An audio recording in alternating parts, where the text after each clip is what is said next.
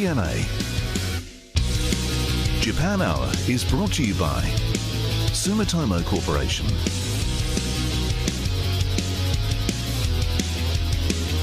And Zip Air.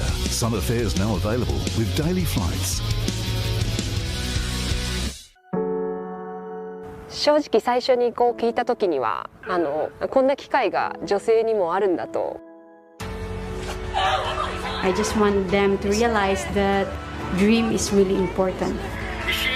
Memiliki takes the gold. I know what the challenges are and I would want to make a difference. Watch Possibilities on demand at cna.asia.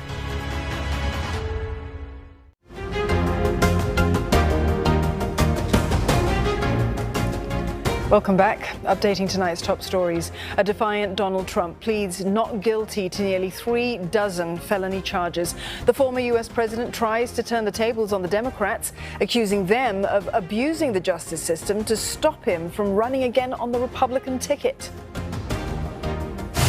Tension soaring once again in the Taiwan Strait. China launches military exercises as President Tsai Ing-wen prepares for an unprecedented meeting with U.S. House Speaker Kevin McCarthy in Los Angeles.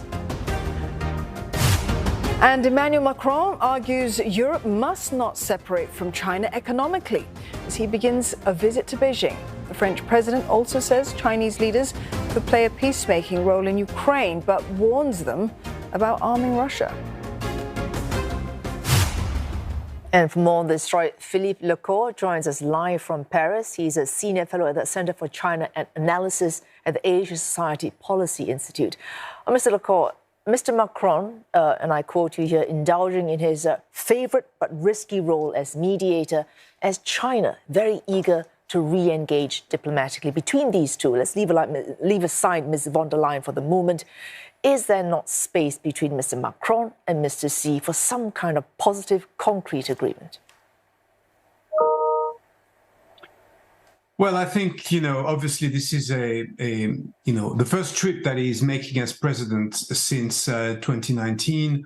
A lot of things have changed. Among them, the sort of poor diplomatic relations between the West and China. And of course, the war in Ukraine. I think what's important for the Chinese leaders to understand is that on a daily basis, Europeans are watching this war unfolding in Ukraine. So it's not business as usual. And I think from the French president point of view, he has to come back with some kind of, I wouldn't say promise, but at least commitment. One step further from the sort of neutrality that China has been talking about, which is not considered as neutrality in most circles. So Ms. von der Leyen's speech last week, when she made it very clear that China and Russia, their relations would be a determining factor in how the EU relates to China in the future, that is not understating the point at all. Yes, well, you're referring to her policy speech on China just a few days ago, ahead of her trip, and she'll be joining President Macron, in fact, tomorrow in Beijing, and they're having their own program afterwards. But the fact they're coming together is very important, first of all, because it's an EU position on China. China is now seen as a very assertive power, but also, as a great power. And I think the EU is keen to accept that fact. At the same time, there are a number of issues between China and Europe. One of them is Ukraine. Another one is perhaps the market discrepancies between the EU and China. As you know, there are many trade issues and investment issues. And in fact, Mrs. von der Leyen has been calling for more defensive tools from an EU point of view against this assertiveness. And she mentioned, state subsidies. She mentioned coercion, anti-coercion instruments.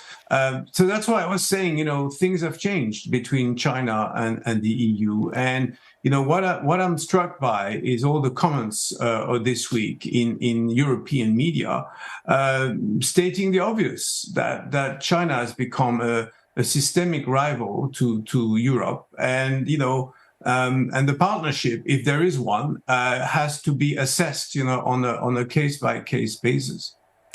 China perhaps realizing that, of course, ahead of this, the Chinese ambassador to the EU, so that's Mr. Fu Cong, suggested publicly and privately that one way forward would be if China was prepared to unilaterally lift sanctions on European parliamentarians, and then the EU could then go ahead and ratify this big stalled investment treaty, the CNA, and then perhaps there would be some positive outcome from this visit of Mr. von der Leyen, Ms. von der Leyen and Mr. Macron.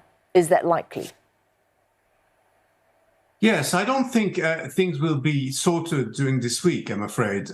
One reason is because among the personalities that have been sanctioned by China are a number of members of the European parliaments, and they are not represented during this visit. And they are the ones who are asked to ratify the comprehensive agreement on investment.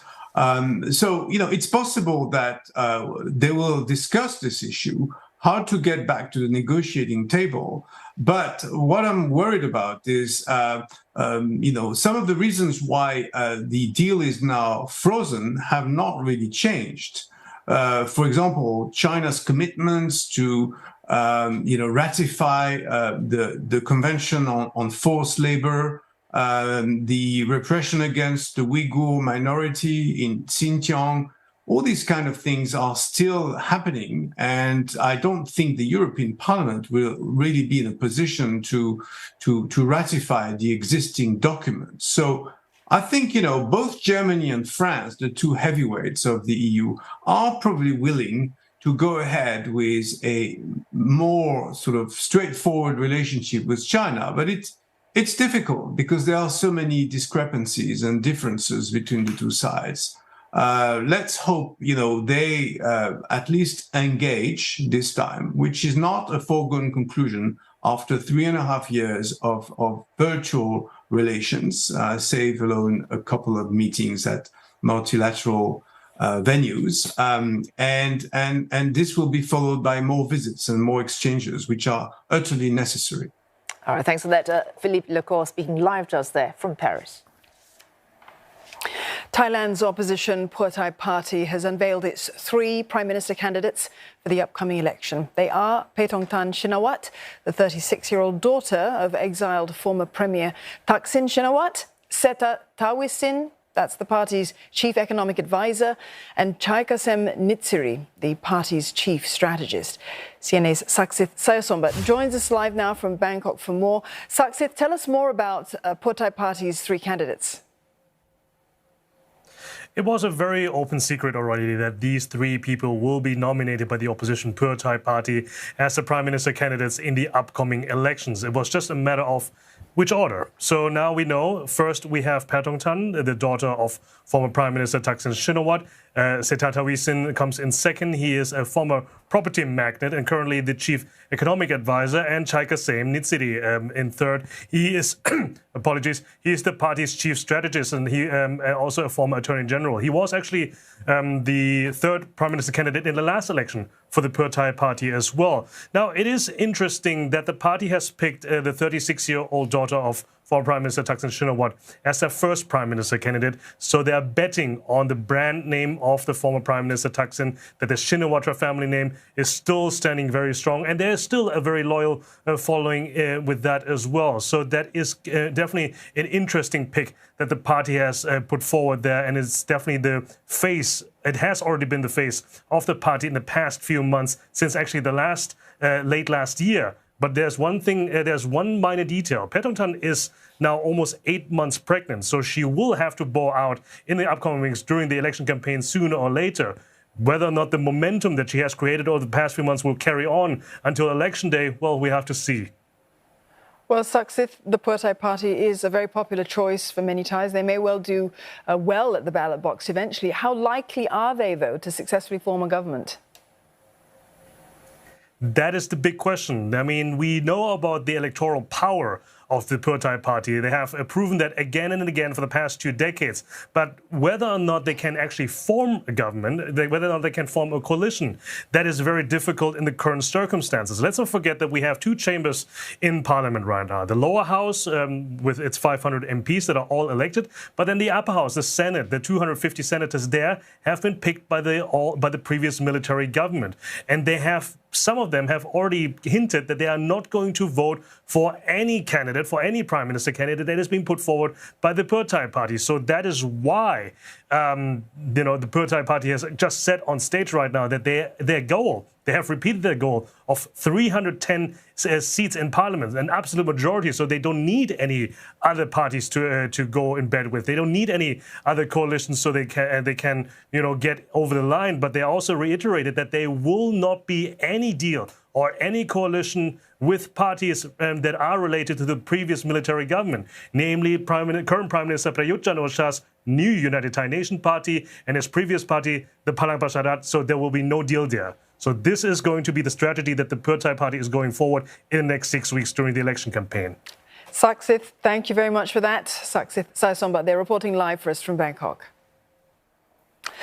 Indonesia says progress has been made to resolve the crisis in Myanmar. Foreign Minister Retno Marsudi has given an update on Jakarta's ASEAN chairmanship over the past 3 months. Now, she says Indonesia is trying to build bridges, but notes that more steps forward are needed if Myanmar is to achieve sustainable peace. Chani Vatbani with this report.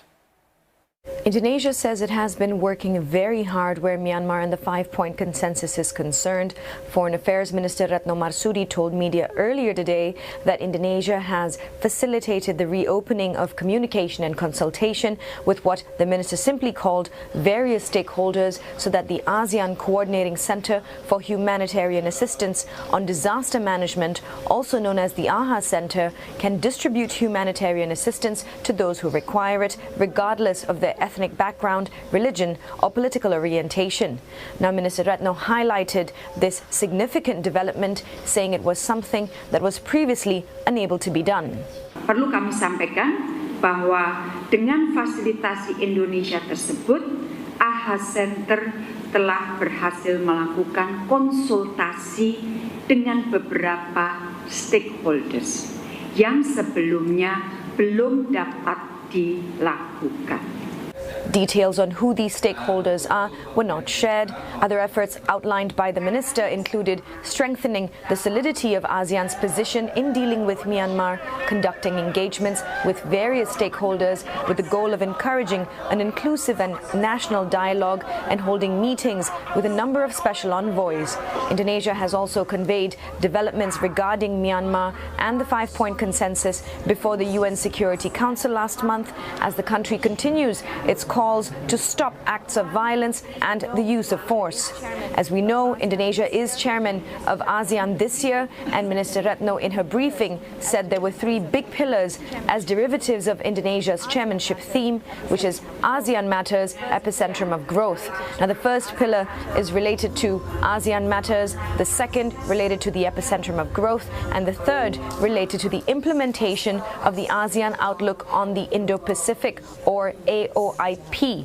Now, under the umbrella of these 3 pillars, some areas of focus we can expect to see include issues such as the acceleration of negotiations on the text of the Code of Conduct, preparation of a roadmap for Timor-Leste's full membership in ASEAN, and signing of the SEAN WFZ protocol by the nuclear weapon states, as well as a vision for ASEAN 2045. Now, all of these fall under the first pillar, among other issues. Now, the second pillar will look at strengthening health architecture, regional food and energy security, regional financial stability, and digitization of economy and tourism.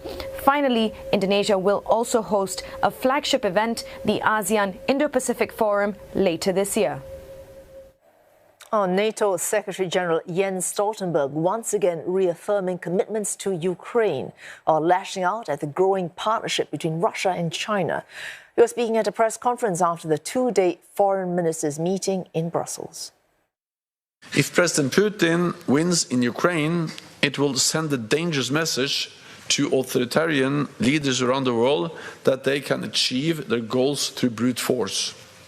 So our support to Ukraine remains critical, and it is in our shared security interest.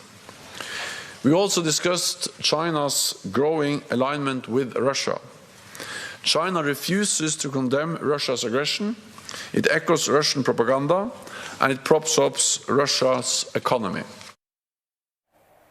And Trent Murray joins us live from Berlin. Trent, of course, foreign ministers from Japan, New Zealand, Australia also at this two-day meeting of NATO. What is the significance of their taking part?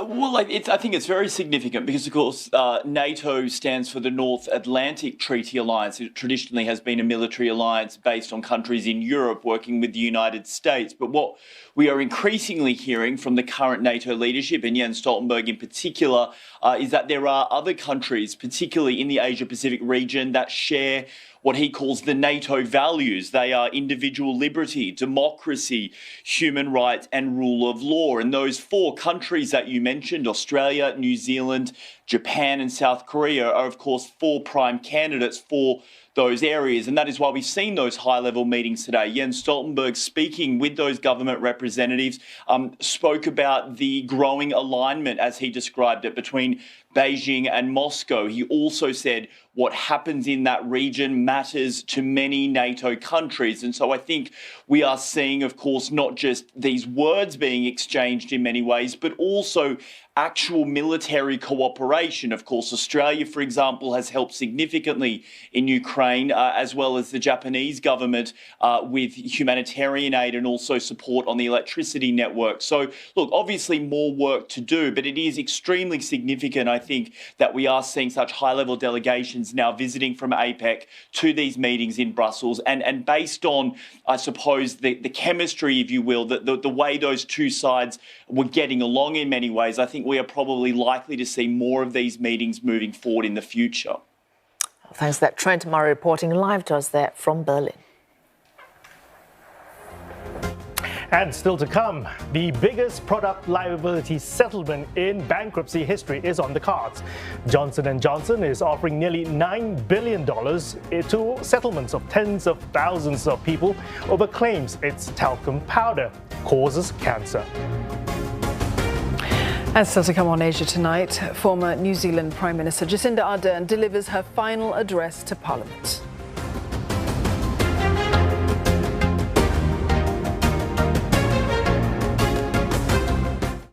The U.S. military is expanding its presence in the Philippines.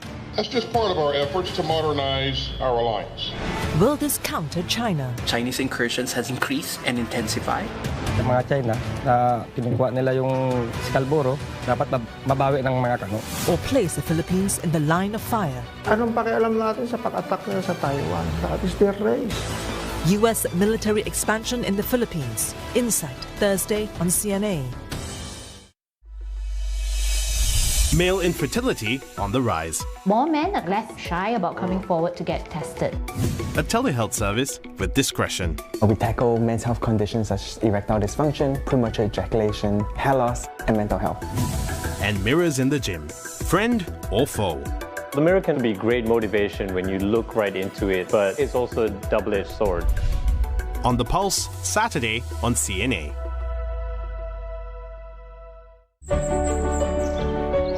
森の中に止まっているような雰囲気になってるんですね。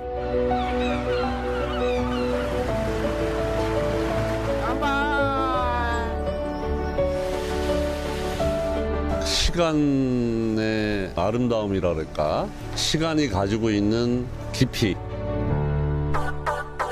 생명을 부여하는 듯한 그런 부분에 있어서는 이 작업을 통해서 어떤 이야기를 같이 공유하고 I don't think vinyl is dead. There are still people who love the magic behind this record. Preserving a craftsmanship, but also challenging it. The patina actually shows the relationship, the history of the camera with the owner. It's like a love affair.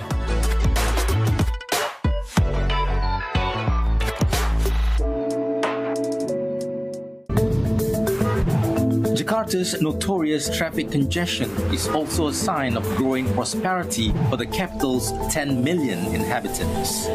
I'm Saiful Bahri Ismail, CNA, Jakarta. This April, stay on top of your game and live life with purpose. Keep your wellness in check. So much gluten in everything. How does dementia develop in Asians? As we examine the path to live a healthier life on the pulse. Groundbreaking stories. Ethnic armed conflict on Myanmar. Fascinating insights and first-hand experiences. Get to know Asia from those who live and breathe the region. More peace and quiet at Chendro Lake. CNA correspondent. Ooh, wow. Embrace a greener life and discover earth-friendly ways of growing your own food. Good. The new season of Growing Wild. This April on CNA.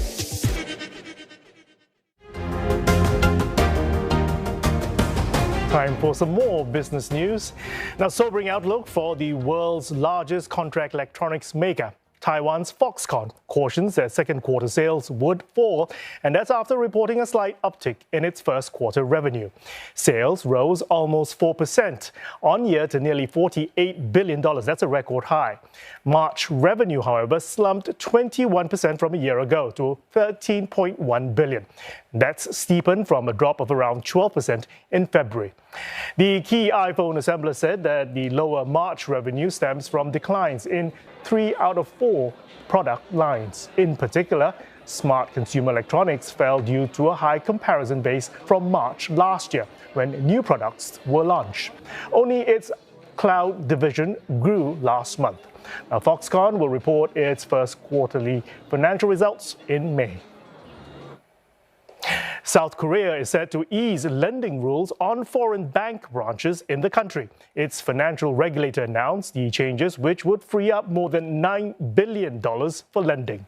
The Financial Services Commission said it would exempt smaller players from the requirement to keep the loan-to-deposit ratio at or below 100%. Now, foreign bank branches would also be able to classify short-term borrowing from their head offices as deposits. The regulator says the loosened rules would allow lenders to provide more fresh loans. It added that the changes are being made to reflect current economic situation since the rules were first introduced back in 2010. They'll apply to transactions in the local currency and would be implemented as early as this quarter as the necessary procedures are completed. Inflation in Philippines and Thailand is moderating further, supporting the case for central banks to consider a pause in their monetary tightening cycle. In the Philippines, its consumer price index eased for a second consecutive month to 7.6% in March, below an 8% forecast. Now, this also marks the slowest pace of price increases in 6 months on lower food and transport costs. Now, Thailand's headline inflation gauge rose more than the forecast of 2.8% in March from a year ago. And that's at slowest pace in 15 months, also on the back of lower energy and food prices. Now, that's for the first time that Thailand's headline inflation returned to the central bank's target range of between 1% and 3% in more than a year. Meantime, today's inflation data will offer some respite for the Philippines. Now, Southeast Asia's fourth biggest economy has been grappling with intense inflationary pressures since June last year. Even though the headline inflation has eased, core inflation remains stubbornly high. Johnson & Johnson has offered nearly $9 billion settlement to tens of thousands of people over claims that its talcum powder caused cancer. Now, if approved, the payout would be one of the largest product liability settlements ever in the United States and will put an end to a legal fight that has lasted for more than a decade. The settlement figure is about $7 billion higher than the company's previous attempts to resolve the situation. It would be paid out over 25 years through a subsidiary. Now, more than 60,000 registered claimants are reportedly supporting the proposal. Johnson & Johnson this year ended all international sales of its talc-based baby powder over cancer-causing claims. Now, that's nearly 3 years after its initial statement that it would stop such sales. Despite the settlement offer, it continues to deny any wrongdoing. More jobs data out from the US pointing to a slower labor market. Private sector hiring rose far less than expected, hinting the aggressive monetary tightening may finally be cooling the market. Payroll processing firm ADP said that hiring in the private sector rose 145,000 in March. Now that misses the estimate for 210,000 by a wide margin. It's also a big drop from February's 261,000. The biggest job losses came from the financial sector, followed by professional and business services. A Dutch court rejected a government plan to cap flights at Amsterdam's Schiphol Airport. Now, this marks a victory for KLM and other airlines that had brought the case. The Dutch government announced the limit on flights in February as a temporary fix to cut noise pollution and to tackle other environmental issues. Now, the airlines took the government to court in March over the plans. They say that the cuts would hurt them, the Dutch economy, and travelers. They added that the 460,000 cap on flights from November 2023 to October 24 had not been properly vetted. Plus, they had already made investments on the basis of a 500,000 cap agreed back in 2015. And that's your business update for this hour. Back to you, Dawn. Thank you, Roland. All right, now, finally, an emotional day in New Zealand's Parliament as former Prime Minister Jacinda Ardern bid farewell in a tearful final address. Lord Ada, tēnā koutou, tēnā koutou, tēnā koutou katoa. Ms Ardern shocked the nation in January when she announced her retirement from politics. The former leader had steered New Zealand through natural disasters, a pandemic, and the 2019 Christchurch mosque shooting. But she dedicated a significant chunk of her speech to climate change, urging the country's politicians to band together. Climate change is a crisis. It is upon us. And so one of the very few things I will ask of this House on my departure is that you please take the politics out of climate change. Ms Ardern will now become a trustee of Prince William's Earthshot Prize. Now, that hunts for solutions to the planet's most urgent environmental challenges. She has also vowed to devote herself to stamping out online extremism as part of the Christchurch Call Project. Now, that is a global initiative that she set up in the wake of the 2019 Christchurch mosque attacks, which killed more than 50 people. Well, that's Asia Tonight. Don't forget headlines anytime at CNA.Asia. Plus, we're also on Facebook, YouTube and Twitter. Good night.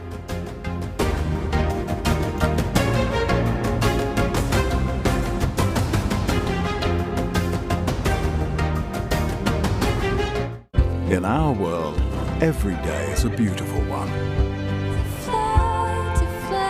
The weather, sponsored by Qatar Airways.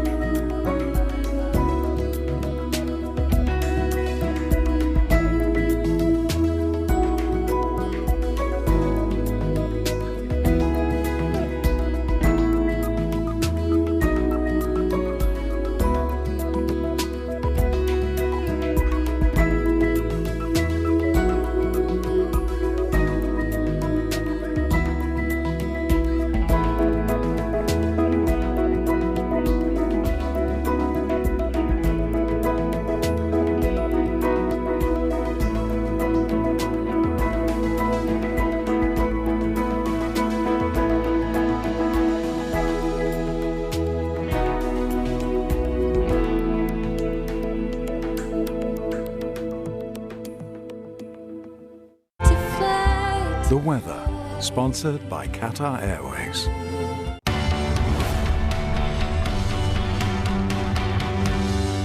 Farm life is unpredictable. The house burnt down on the 19th of December. But just by listening to nature, what a beauty, my first ever beehive. We can reimagine the way we grow our food. You know, you can imagine this place 10 years from now. It's just going to be amazing, lots of fruits, lots of food. I'm going back to my roots. You are your own scientist. Over time, you need to observe. and see what works for you. And rethinking the role of an urban farmer in Growing Wild, Friday on CNA. I'm Ming Tan, chef and culinary consultant. For this series, I'm getting into a fight. A food fight. When you think nasi lemak, you think Malaysia. Chili crab was invented in Singapore. I want to find out once and for all where some of Singapore's beloved dishes are really from. Food Fight premieres Sunday, 2nd April on CNA.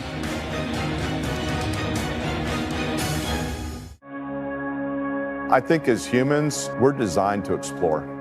The quest for space inspires man to innovate. Space makes impossible things possible.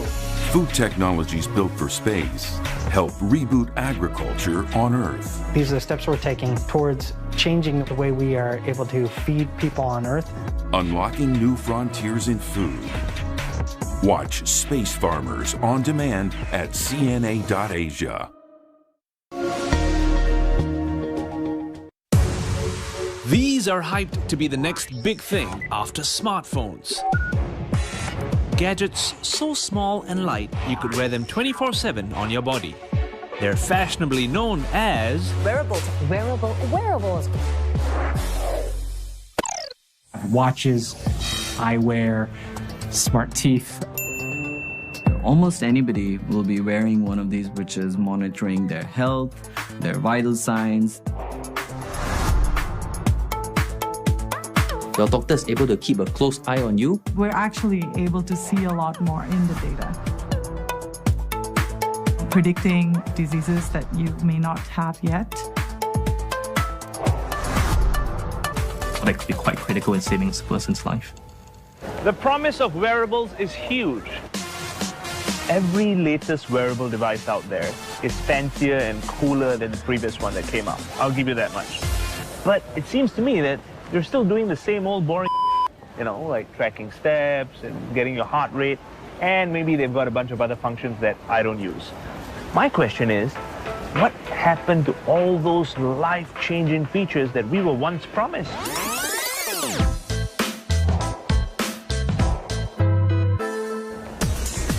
I know what you're thinking. What does this guy know about the future? That's the thing. I'm no expert. That's why I've signed up for this job. Oh boy. I feel like I'm giving birth to aliens. 3, 2, 1. Oh, there you go. Right there. Wow. Digital resurrection. Digital biomarkers. Tissue engineering. GM manipulations. Organ on a chip. If all these buzzwords are supposed to change the way we live forever, I want to be in on that conversation to find out exactly what's the big deal. Remember this from 2013? The ultra-futuristic Google Glass. Okay, Glass, take a picture. Ah, see, it's all of you. Nice. So it seems like the primary use for something like this would be to take creepy pictures of your Tinder date. So I'm not surprised this didn't take off. Because of its cosmic price tag, yet no clarity on how such a product may be useful, Google Glass was taken off the market after just 2 years. But the hype over wearable technology kept going.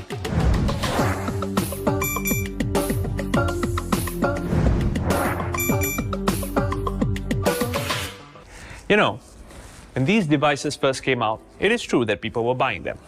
But a 2016 study showed that about a third of them stopped using these products within the first 6 months. But tech companies are still investing. For example, Apple, the R&D budget was just $1 billion in 2009, but they increased it to $19 billion in 2019. I think there's almost a universal agreement that devices that are closer to our bodies, that's where the next big thing's going to be. So, Doc, I see you're wearing a smartwatch. Is that for, tracking your steps and keeping fit? Actually, no. I'm just using the watch to tell the time and also to look at the photo of my wife. This way, please. Seems kinda strange that Dr. Yo is grossly underusing his wearable device because he is the CEO of a startup dealing with cutting-edge wearable sensors. So for today, you are just going to help us sew a sensor onto this fabric. Sew? Yes. That's right. I'm quite good at that, you know. I come from a family of tailors, actually. Fantastic. But where's the sensor? You can see the sensor just right here. This is the sensor? Yes. I thought this was some extra thread I was going to throw in the dustbin. We developed a new method of fabricating microfiber sensors which can be sewed directly onto your fabrics that you wear today. And it's machine washable as well, so you can wash it like a normal fabric. My job is to stitch this sensor into this piece of fabric.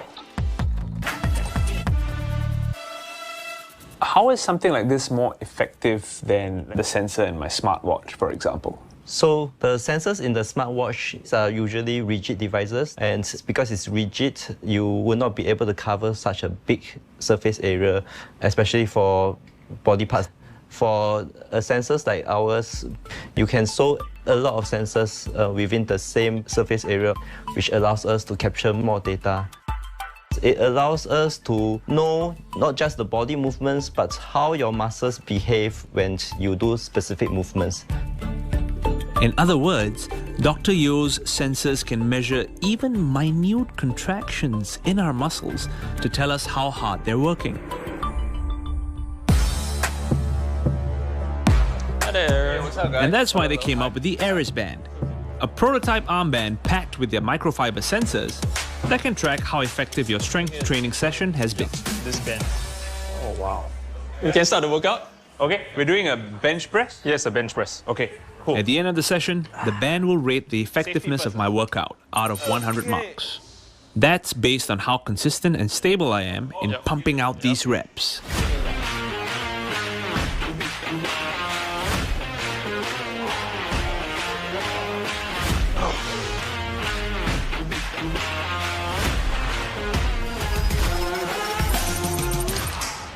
So this is a result from your... 45 marks out of 100. Why are my results so lousy? According to the recommendation, it will ask you to work on your training form. But I've been working with my trainer for close to a year, and he never brought this up, right? Because, you know, we would watch your form and tell you, okay, whether your form is correct or wrong. So why is this more accurate than a professional trainer, for example? So your trainer is probably using like a eyeball technique to check out your workout form. And this is probably based on intuitions or feelings instead of hard, concrete, objective numbers. The band has not hit the market yet, but the team is trialing the band with gym goers at Cavo Fitness. It will be used in a monthly strength test for their members. My honest thoughts, it does give you specific numbers, but what do I do with it? How do I improve it? If you don't have someone telling you these things, then it just demoralizes you, unfortunately. So, I do own a smartwatch, and this is all the data it has collected on me since I started wearing it about 2 years ago. So here's what I've realized. The wearables available in the market have succeeded in giving us more accurate and precise numbers about our health. Maybe it's time someone told me, what the hell am I supposed to do with all these numbers?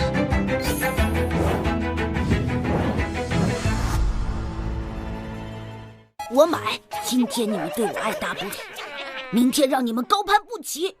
不是在打半导体战吗？就是想告诉大家，中国人是能够创造奇迹的。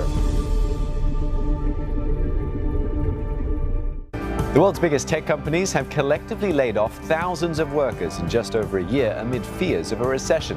The cuts aren't just focused in the US, where these firms are headquartered. On the next Asia First, we'll look at how different parts of Europe are reacting to the recent upheaval in the sector.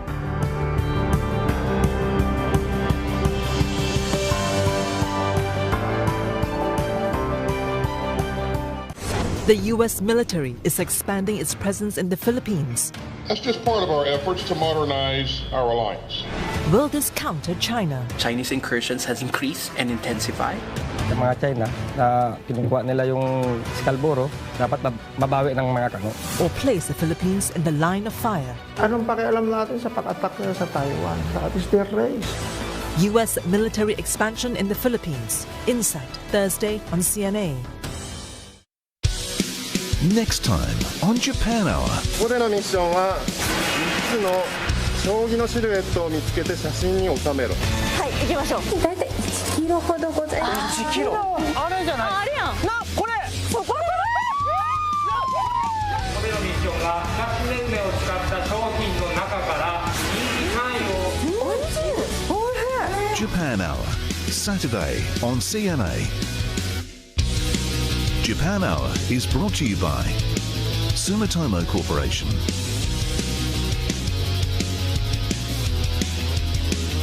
and Zip Air. Summer fares now available with daily flights.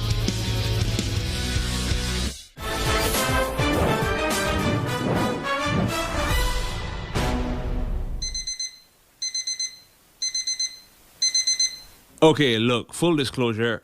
I kind of underutilize my smartwatch. I mainly put it on for cardio sessions or to complete my outfit of the day. Even so, since the year I've started wearing it, my smartwatch has collected 500,000 data points of health metrics. But really, what can all these numbers tell me? To find out, I've sent the data set to Dr. Zar from Lee Kong Chien School of Medicine. His research team is developing algorithms to mine health data of individuals, like myself, for patterns that may reveal hidden health conditions. We look at the data that devices passively collect about us. So this data is incredibly personal and profiles you. I just surrendered 2 years' worth of health data to you before we started talking. Unfortunately, you have not shared enough data. How is it insufficient? I'm confused. What we see from your data is that you have been wearing the watch fairly irregularly. We should really wear this device close to 24 hours a day. So I don't wear it to sleep because typically it's just not as comfortable. You really need to see the trade-offs of the comfort of developing new habits with the amazing opportunities that this brings. Take care of our health rather than waiting to fall ill and then do something about our health. So there has been a big push by the government towards preventive health. Huge areas powered by wearables. There's been a lot of work that has shown new insights coming from wearable devices to predict emerging disease well before you might see symptoms or well before it might even show up in your lab tests. The wearables of today can do a lot of great things for your health. But like anything that's good for your health, you are the one who's going to have to put in the time and the effort. You can't be lazy about it. Like in my case, I'm going to have to wear my smartwatch to sleep even, just so I can give Dr. Zah enough data. You know how troublesome that's going to be? I'm going to keep up the habit for 2 weeks and then go back to Dr. Zar with the data. While he's going to interpret data that is mostly behavioral, things like how hard I exercise, how well I sleep, how active I am day to day, medical interest in wearables doesn't quite stop there. Researchers are pushing to see if mainstream wearables can even capture information that you used to be able to only tell through a blood test, like blood glucose or hormone levels. This video was taken in a lab in South Korea. These smart contact lenses can read your blood glucose levels and are said to be as accurate as medical devices. They are so cutting edge, more rabbits than humans have worn them at this point. And that's why my crew and I are heading to the city of Pohang on the east coast of South Korea.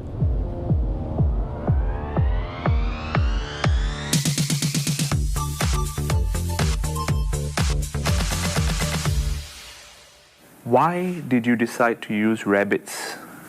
As you may know, rabbits have the similar diameter of eyes with human eyes. I didn't know that. Oh, really? I'm learning that now. Okay, great. Have you tried it on humans yet? Yes. After checking the safety of our smart contact lenses, we carried out clinical tests for humans. For safety reasons, the only humans approved to wear the lenses at this moment are members of the research team. Yep, this guy.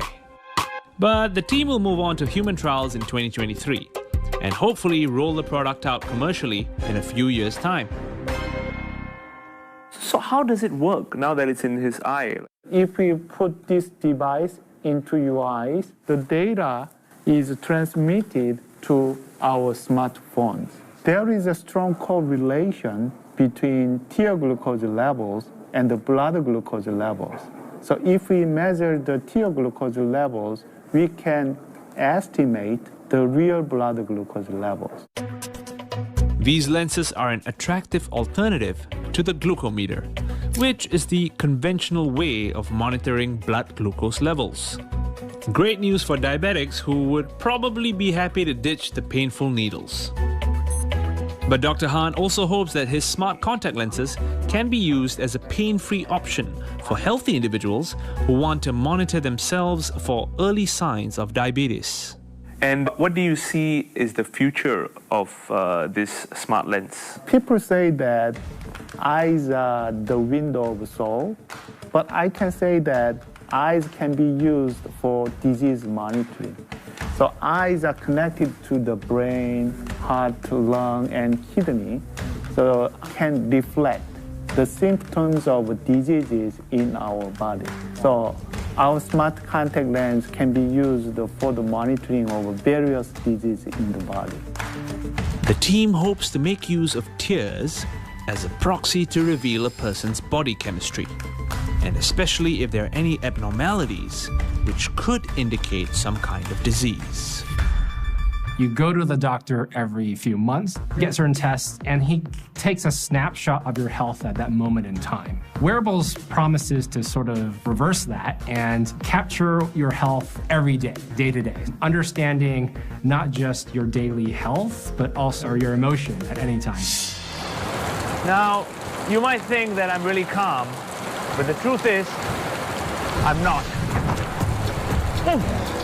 Because it's only our second day of filming here in Korea and we're in the middle of a typhoon. Now, as an actor, I'm trained to conceal my true feelings all the time.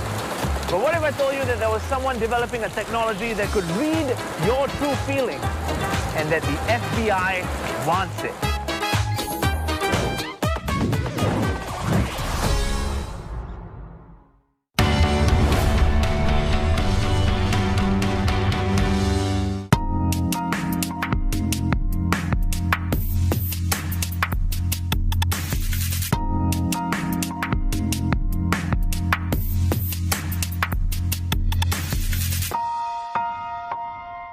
Farm life is unpredictable. The house burnt down on the 19th of December. But just by listening to nature, what a beauty, my first ever beehive. We can reimagine the way we grow our food. You know, you can imagine this place 10 years from now. It's just going to be amazing, lots of fruits, lots of food. I'm going back to my roots. You are your own scientist. Over time, you need to observe and see what works for you. And rethinking the role of an urban farmer in Growing Wild, Friday on CNA.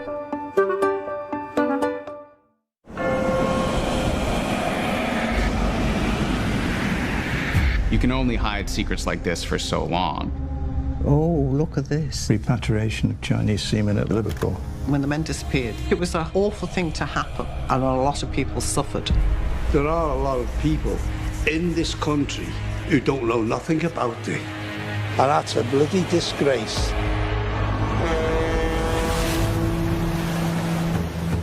He was targeted because he was a person of colour. This was her country, and yet they still had to leave. They stood side by side with the Australians in the war, and they had just as much right to be in Australia as I did. That 1 week in jail changed my father for the rest of his life. He wasn't a criminal. He just wanted to be with his wife and his children. Watch The Exiles on demand at cna.asia.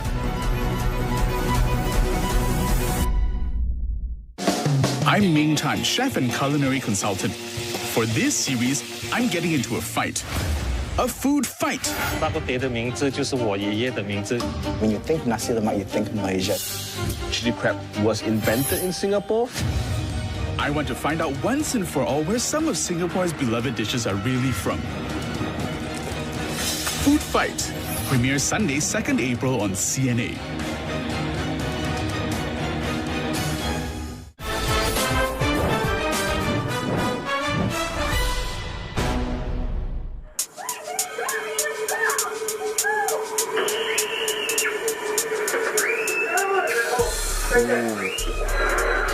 I'm now in a lab in KAIST, one of Korea's top research universities.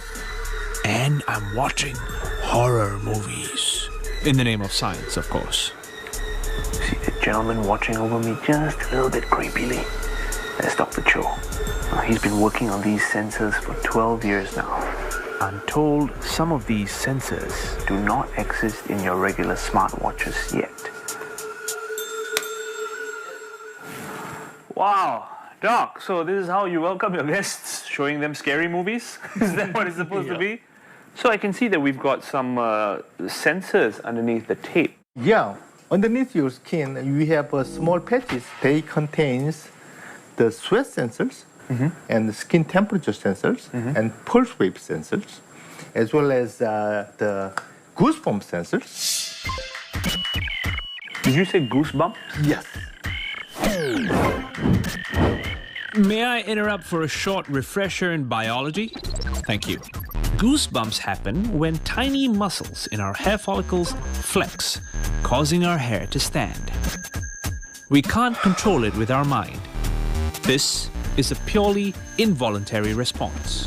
So it can happen when we feel powerful emotions such as fear, shock, anxiety, and sometimes even inspiration. When we are measuring things like sweat, skin temperature, pulse rate, and goosebumps, what are we trying to find out with all this information? By measuring those kind of biosignals, we can measure your emotional status or mental status, such as fears, stresses. Oh, that's why you got me to watch all those scary clips. So this is how it all works. The combination of your pulse rate, skin temperature, and sweat can reveal your stress level. And your goosebumps reveal whether you are feeling strong emotions such as fear or inspiration at that point.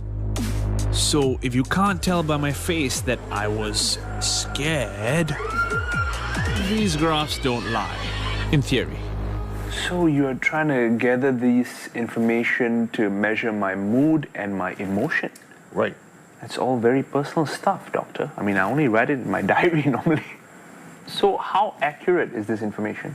At present, this is about 60 to 70% level. This is pretty high, actually. So one day, this could kind of go into a smartwatch? Sure. Who would find this information useful? We are going to apply this technology to the call centers employees stress monitoring. This sensor is attached to your headset. So call center employees receive a lot of mental stresses. It's a stressful job. Right. Yeah. But at present, there is no method to measure their mental stresses objectively. How do they measure stress? Currently, people asking that, is there any person who got a stressed? They raise a hand. Then the manager allows them to take some rest. That's quite subjective. So we need some proper method to measure stress level objectively. What about the information about emotion and mood and fears? Who would find that useful? Actually, FBI shows some interest. The FBI? Yes. They ask about the goosebump sensor as a lie detector. So you're saying that the current polygraph test, the lie detector test, is inaccurate because the people may cheat it. People cannot change the goosebump intentionally. How come? Because the goosebump is a natural basic instinct. So are we saying that people get goosebumps when they are telling lies? Yes, if people are lying, they have some fears. You can tell when I'm lying. You can tell when I'm fearful. That makes me feel very vulnerable. But on this trip to South Korea, I have worn my wearable everywhere, including to bed, as I promised I would to Dr. Czar back in Singapore.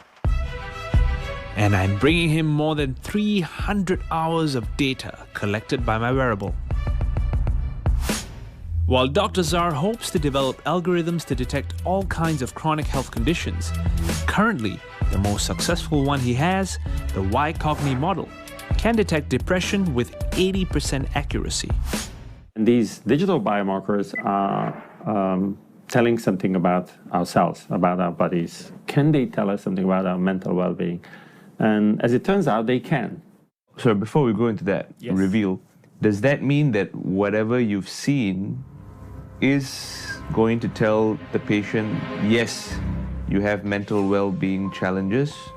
Whatever instruments we have, they never make a diagnosis. Diagnosis is always made by a medical doctor. You are very clear about this, that this is not a replacement of your physician or your doctor. This is an aid. So what does the model say about my data? Well, Rishi, first thing I would say, it's such a pleasure to be with you on the show. Wow, this feels like a breakup. There are many caveats to interpretation in terms of model is under development, needs further validation. Based on all of those limitations, the data does suggest that you might be depressed. How does the model come to this conclusion that, someone might be depressed? There are over 200 digital biomarkers which we explored, things such as energy expenditure, like physical activity. We know that all of those change as someone develops depression. As the doc rattles on about these different biomarkers, I'm just thinking, hey doc, come on, tell me already. Exactly which part of my data showed that I might be depressed? Because to me, nothing in my data stood out. Sleep looks okay, activity data looks okay, but after a while, it hit me.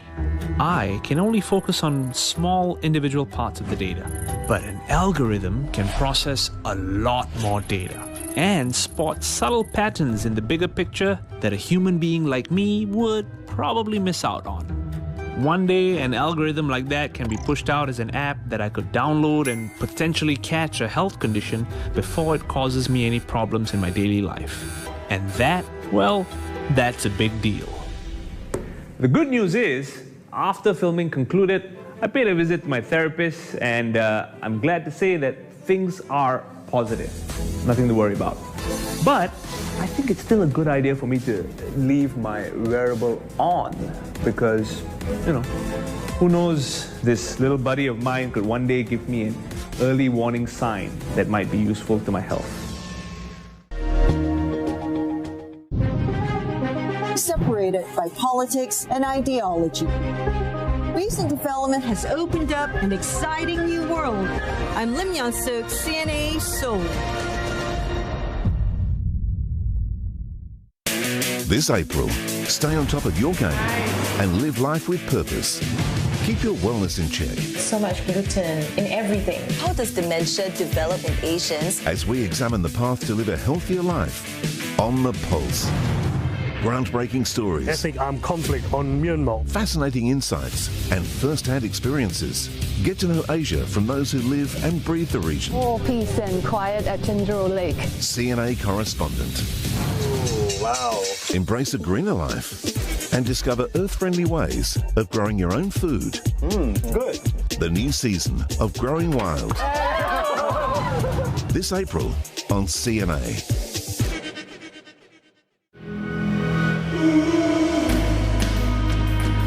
Biodiversity is booming, which is inviting for some local foragers and farmers who embrace edible wildlife. We're the largest organic banana grower in Singapore. This is wow. jam. Amazing. Yeah. So the mulberries are from the garden. No, that's delicious. Singapore is ramping up conservation efforts locally and across the region. I really do love reptiles and finding out about them, so I really love my job. Building must relate to the lives of the people. 目前还是一直要创新一些新的东西，我也不希望是人家把我看作是80岁的人。 There are those who dare to be different, who have made their mark in Singapore and beyond. You have such big dreams, you want to change the world with your art. Obviously, every fighter wants to win, so all you can do is to prepare yourself to win.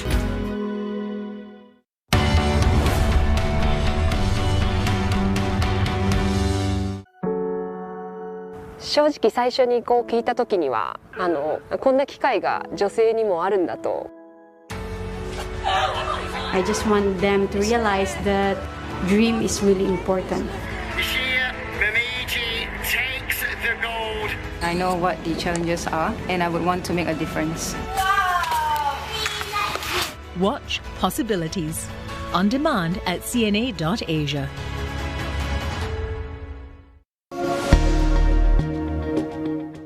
Over the past year, U.S. tech firms have laid off hundreds of thousands of workers as the impact of the global economic slowdown and rising interest rates have brought some of Silicon Valley's high-flying companies down to earth. Along with the shocking collapse of the Silicon Valley Bank, an important lender to tech startups, there is growing concern that it will be felt across the tech landscape globally. This is CNA correspondent.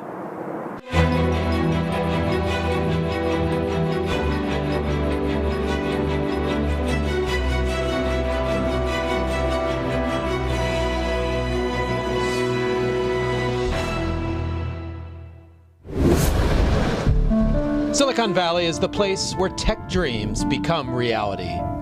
Entrepreneurs from around the world have come here for years, looking for their own pot of gold at the end of the rainbow. On Friday, but it's been a rough year for U.S. tech. The FDIC took control of Silicon Valley Bank's assets. Federal regulators have had to rescue Silicon Valley Bank, an important player in the tech ecosystem.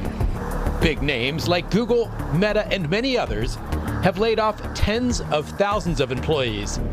We set out on a journey through the San Francisco Bay Area, the tech-heavy region that is home to Silicon Valley, to try and figure out just how bad things really are. A lot of companies became bloated over the last 3 years. For some good reason, because we saw a lot of spiking demand, of course, as we all had to sequester at home. When that demand tapered off, tech firms started laying people off in droves. According to the site layoffs.fyi, around 150,000 people were laid off in the first quarter of this year, accelerating a trend that began in the second half of 2022. Amy, a 21-year-old software engineer, moved to Silicon Valley in September to work at Meta, where she'd already completed 2 internships. But just 2 months later, she was one of around 11,000 people to lose their jobs in the company's first ever mass layoffs. I couldn't sleep at all that night, checked my phone, and found out that I was affected, I was laid off. And it was like really, really heartbreaking in the moment, because it was sort of grieving a loss of what I had come here to do, what I had planned my life sort of on being like here. I grew up just down the street. But while for those in her generation, layoffs may be a new thing, the history of Silicon Valley is filled with plenty of ups and downs. If you want to see where the personal computer revolution, a multi-trillion-dollar industry now, began, it's in that garage right there. Journalist and Silicon Valley native Mike Malone has seen it all, from the birth of the tech industry to the downturns of 2000 and 2008. I think a lot of younger people think this is the way it's always been and always will be, and it's not. Because one of the lessons of the Valley is they'll give you anything you want to hire you during busy times, but during hard times, a lot of those perks disappear, and eventually you disappear too. Now, that doesn't mean you're not going to get hired back. It doesn't mean if you catch the wave of the next boom, you're not going to become fabulously wealthy and famous and powerful and all that. It's just that You're not guaranteed anything in this town. One thing Silicon Valley still does have is its world-changing reputation and proximity to some of the biggest venture capitalists on the planet. How's it going? That's what brought Pakistani entrepreneur Munir Usman here in 2015. His startup, Code Interview, builds tools to help tech firms streamline their hiring process. I knew that if we want to scale this company, we have to be there. Yeah. So that's why I moved here to Silicon Valley. And also it's just a different environment, which is very unique. Running a company is a very lonely job. You face issues and challenges which are not common to other people. So you want to be a part of community of founders and customers and investors who are going through the same struggle. He says he's managed to avoid layoffs so far by watching costs closely. But like many of his peers, he had to scramble to manage the money he had in Silicon Valley Bank. The uncertainty in the tech industry is affecting other areas of the local economy as well. Commercial real estate in San Francisco was already suffering due to the coronavirus pandemic. Now it faces more challenges, with tech firms reducing their headcounts and looking to cut costs. The city's office vacancy rate ended last year at close to 28%. That's around 7 times higher than it was in 2019, when big tech seemed unstoppable. You know, the big tech players had their choice and could take control of buildings and spaces. They had the money, they had the financing, they had the profits. It didn't matter to them. They would pay $150 a square foot if that's what it took, just so that they could keep their employees in one place, they could keep them happy. For a region whose fortunes have been tied to tech for several decades, it's a reminder that things can and do change. But for all the doom and gloom, few are writing off Silicon Valley just yet. In 2000, when the dot-com bubble burst, we lost about something like 25% of all tech labor. We're nowhere near that at the moment. I think part of that also has to do with the fact that tech is now woven through almost every other industry. I mean, name anything, even things like agriculture, for instance, right? We just mentioned healthcare tech or health tech, edutech. Everything is now pervaded with technology. And so that means there is more demand throughout the economy for tech product. There's also more demand for tech talent. Amy has already found another job at a healthcare company. I think a lot of people take these layoffs when they're laid off as a personal failing, but it really is more just these consulting companies coming in and judging people based on these larger metrics and really just letting people go in swaths. And everyone who made it to these places are very qualified, and I'm hoping that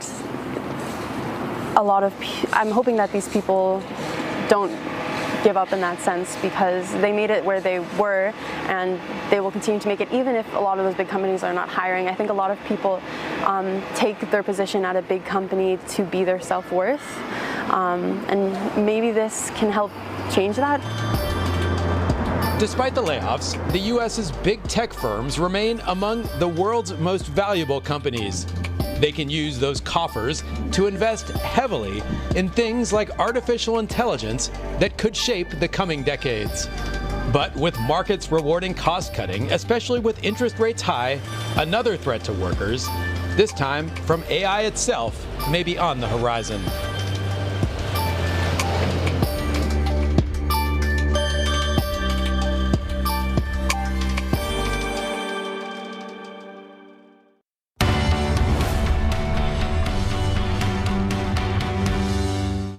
The U.S. military is expanding its presence in the Philippines.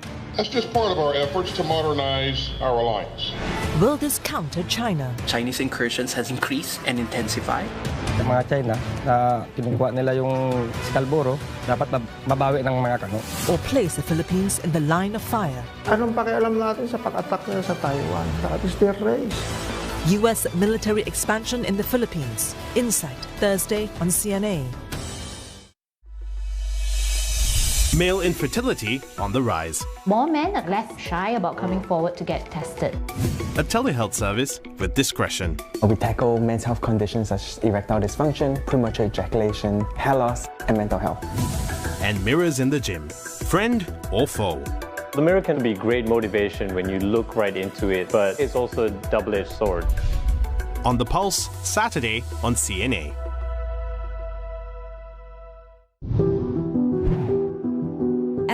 Malaysia continues its fight against COVID-19, families had to overcome significant barriers to see their loved ones again. I'm Afifa Arifin, CNA, Johor.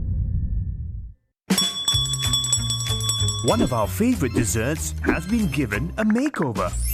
That's how much kale there is in a pint of our chocolate kale ice cream. Wow. With labels like low calories, low sugar, vegan and keto. Can we really indulge in ice cream without the guilt? This was amongst one of the highest in fat content. Talking Point, Sunday on CNA.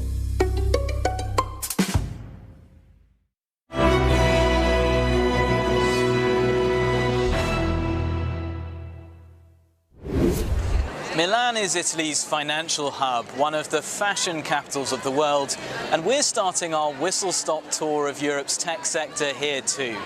We'll travel the length and breadth of this continent, finding out how different places are trying to achieve the same goals, surviving recent volatility in the sector, and in the long run, trying to compete with the giants of Silicon Valley.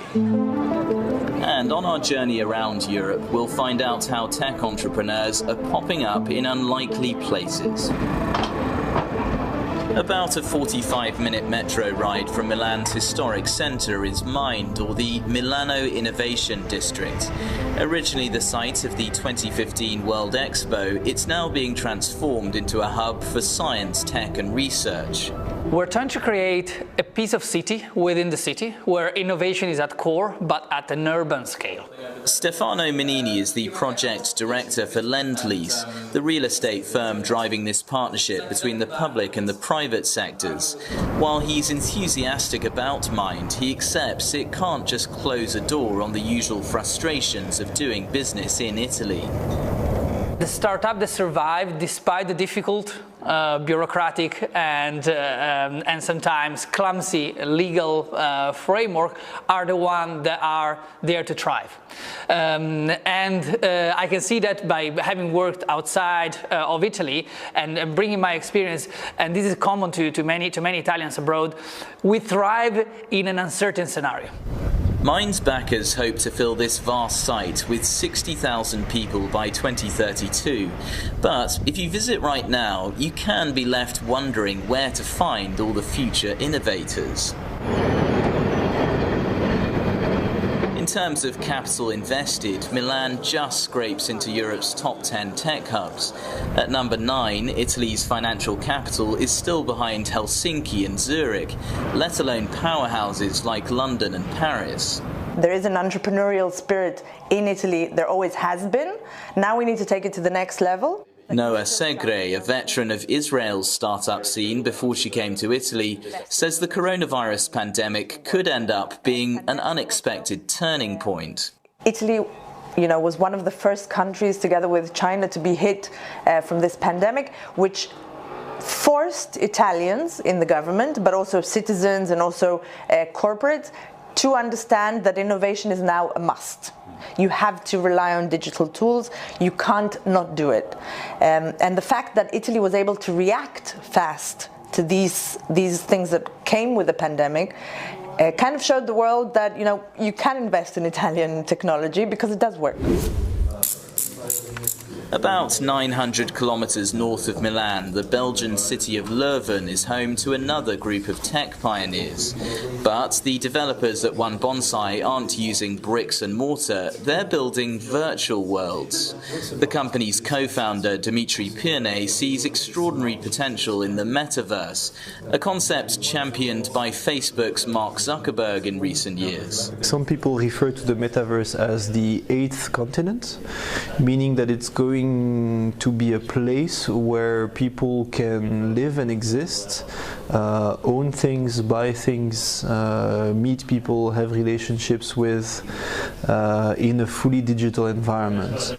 One Bonsai has built a roster of clients, including the Belgian military and supermarket chains, all using VR to train their staff.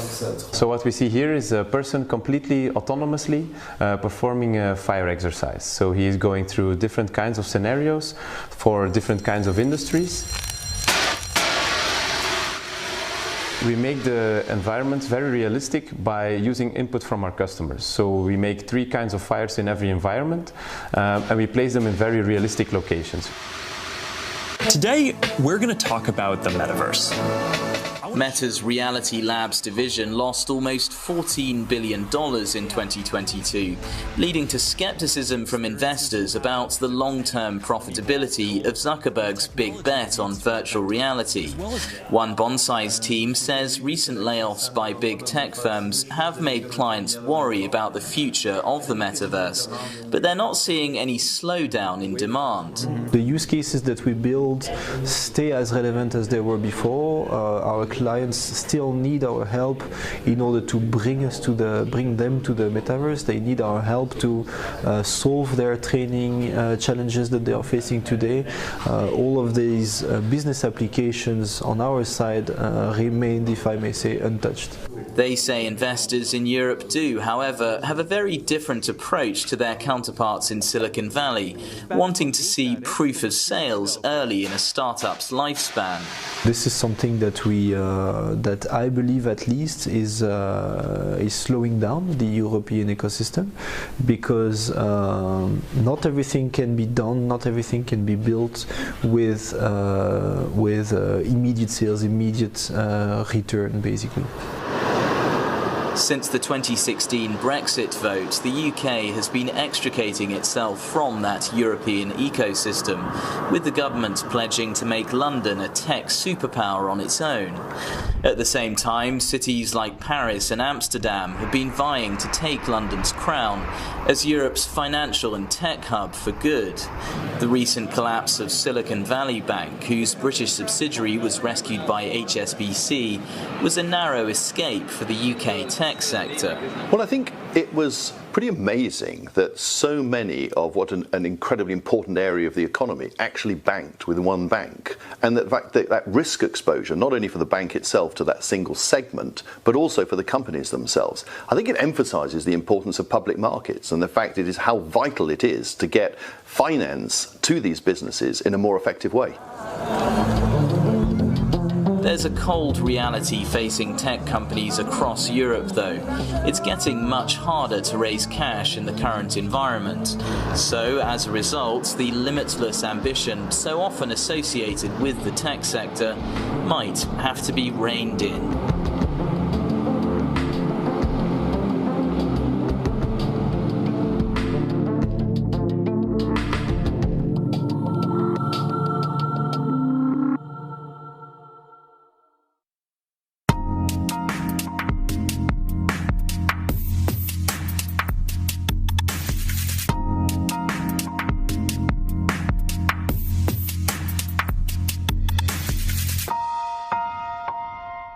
Farm life is unpredictable. The house burnt down on the 19th of December. But just by listening to nature, what a beauty, my first ever beehive. We can reimagine the way we grow our food. You know, you can imagine this place 10 years from now. It's just going to be amazing, lots of fruits, lots of food. I'm going back to my roots. You are your own scientist. Over time, you need to observe and see what works for you. And rethinking the role of an urban farmer in Growing Wild, Friday on CNA. This Saturday, how to invest in the next big trend in tech. Generative AI will be impacting positively to every other potential industry that you can ever think of. Managing your home loan as interest rates rise. The biggest fear is how high can it go? Plus how to maximize your travel budget despite rising costs. Money Mind, Saturday at 10:30 p.m. I think as humans, we're designed to explore. The quest for space inspires man to innovate. Space makes impossible things possible. Food technologies built for space help reboot agriculture on Earth. These are the steps we're taking towards changing the way we are able to feed people on Earth. Unlocking new frontiers in food. Watch Space Farmers on demand at cna.asia. We serve it We love it. We thought Bak Kut Teh was ours. But then, Malaysia claimed it and even said they named it. Bak Kut Teh 的名字就是我爷爷的名字演变成来。 Has Singapore been slurping up a Malaysian invention? Wait. Singapore have a parallel history. Food Fight. Sunday on CNA.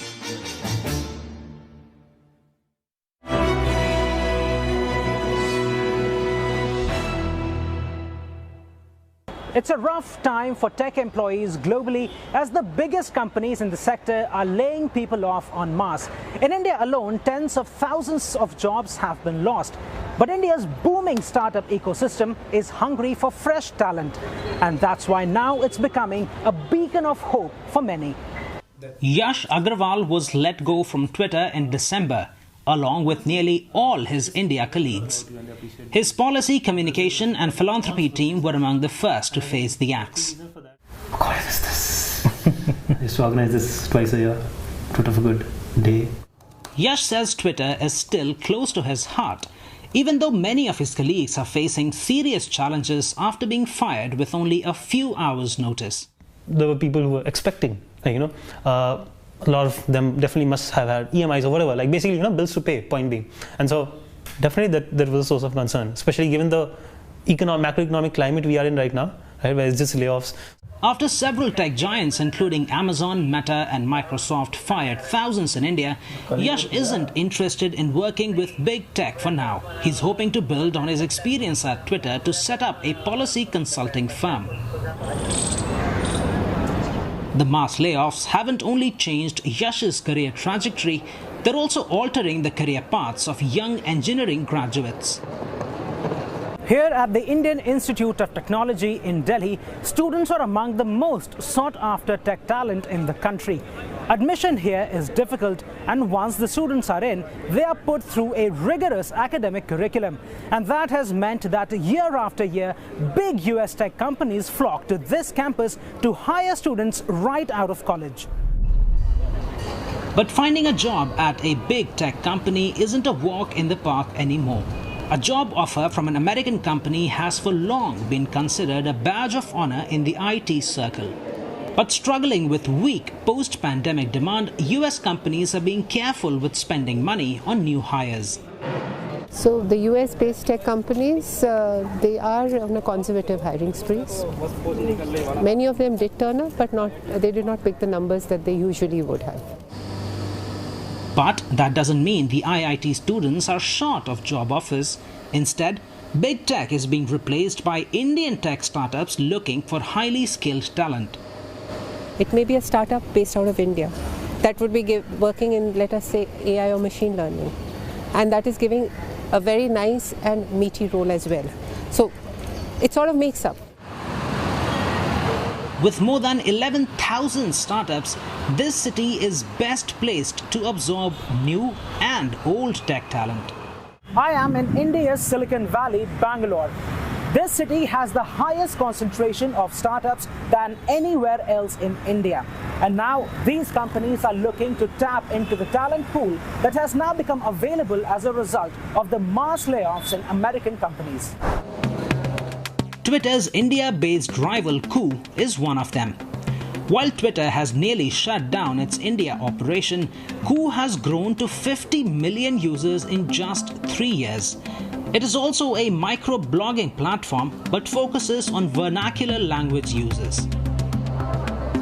So when we started off, we wanted to make sure that people who don't know English, who speak languages, have a voice on the internet, right? And we wanted this brand to also be emotional. Coup is set to expand rapidly as it targets more than 300 million local language users, and hiring top talent is crucial to power that growth. Those who've worked at Twitter could be a perfect fit.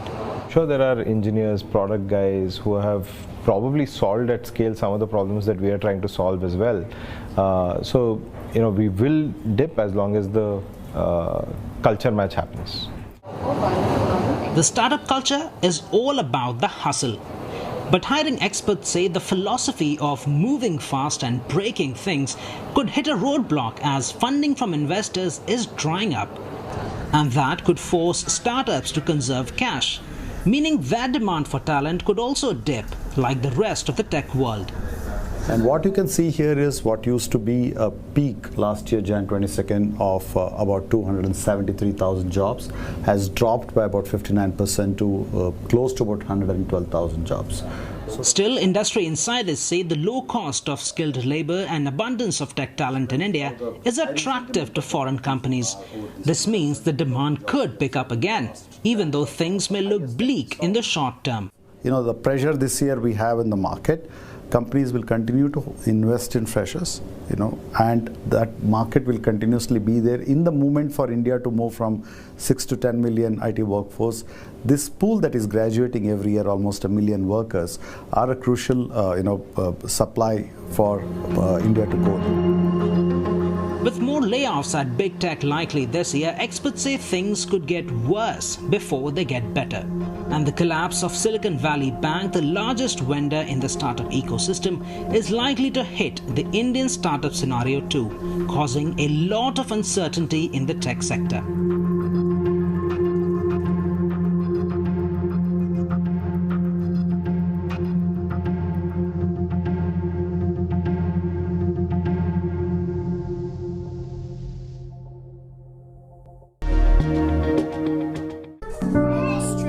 The childcare industry faces a crisis as the cost of living soars. We would be paying over £1,000 a month just for her nursery. And a growing number of workers quit. Most of my staff personally are paid above award. They're done. They're exhausted. The Hand That Rocks the Cradle, Wednesday on CNA. Take 143 going to Jurong East, and on the way I can rest. Not enough sleep at night. There's no place to go.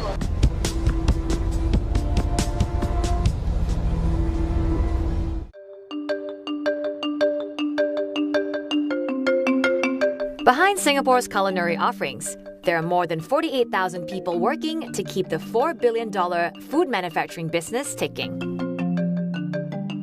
From staples like bread and noodles to treats like chocolates and ice cream, a wide variety of foods are produced in Singapore. But without raw ingredients from around the world to make these food items, even the humble bread would be impossible. We source raw ingredients from local sources and from overseas sources too. Wheat comes from USA, Canada and Australia. Flour comes from local millers and millers from Malaysia. Skim milk comes from Australia. Raisins comes from California, USA. Functional ingredients such as lactobacilli comes from Japan. During COVID, what we found was there was definitely a supply shortage, or at least in the delivery of some of the ingredients. But we do keep enough stocks. Some of our stocks can run for 6 months, those that are not so perishable, some from 2 to 3 months. Gardenia makes 200,000 breads and buns daily. Like other local food manufacturers, they were hit hard by the border shutdown with Singapore's neighbour. Over 300,000 Malaysians cross the causeway daily to work in Singapore. Most of our production staff and operation staff, they actually ride their motorbikes to come to Singapore to work in our factories. We had this great challenge of finding manpower. And of course, we couldn't do it overnight. So immediately what we did was we closed our small production unit, moved the workers to the main line, which produces white and wholemeal bread. We managed to work with the union to get workers from other industries who had suffered during the COVID. One strategy to future-proof against such disruptions is to increase automation. Singapore's food manufacturing industry has been emphasizing the need to implement automation, mechanization, and robotics. This is part of the country's bid to be a leader in the global food tech market, which is estimated to be worth some $335 billion by 2022. Food technology, even globally, is an emerging area. There's limited expertise, limited talents, and we have to build these capabilities over time, and also the commercialization skills. This is an area, however, that Singapore sees as important and strategic, and we are prepared to invest the resources and also take a patient view towards developing it. And we expect to drive nearly 100 million investments in the coming years into disruptive agri-food tech companies. Cell-based milk, 3D food printing, jackfruit meat, cricket protein, lab meat, and so much more. Singapore's food innovation startups are pushing boundaries. By 2050, the world will need to be producing 70% more food with significantly less natural resources. In a region which prides itself on its rich food landscape, can we get used to a whole new way of eating?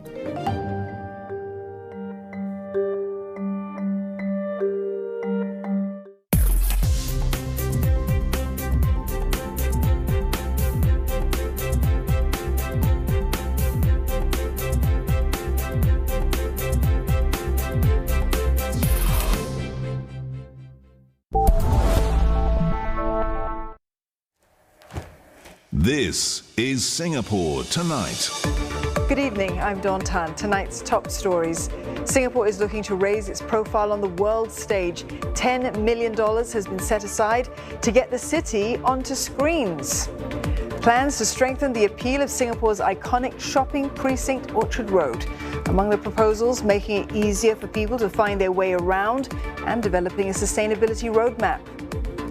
Singapore car buyers hit by a second straight round of record high COEs. They closed higher almost across the board in the latest bidding exercise, with category A and B prices breaking records yet again. DPM Lawrence Wong calls for cultural institutions to evolve, providing deeper and richer experiences for people, as Punggol Regional Library fully opens to the public today.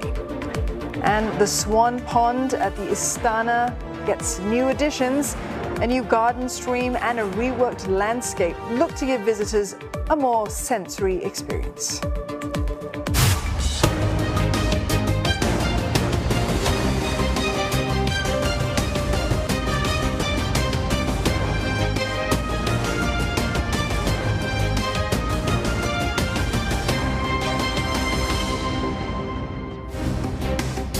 I'm local to also tonight. Tensions soaring once again in the Taiwan Strait. China launches military drills as Taiwan President Tsai Ing-wen prepares for an unprecedented meeting with US House Speaker Kevin McCarthy in Los Angeles. ASEAN Chair Indonesia outlines progress made on the ongoing crisis in Myanmar with the opening of a center to distribute humanitarian aid. And in your Asia Business Update, retail sales rebounded in February, driven mostly by the food and alcohol segments. Supermarkets, though, saw sales shrink. Plus, the crackdown on China's financial sector continues. Another high-profile banker comes under scrutiny. Authorities are investigating him for allegedly severe violations of the law.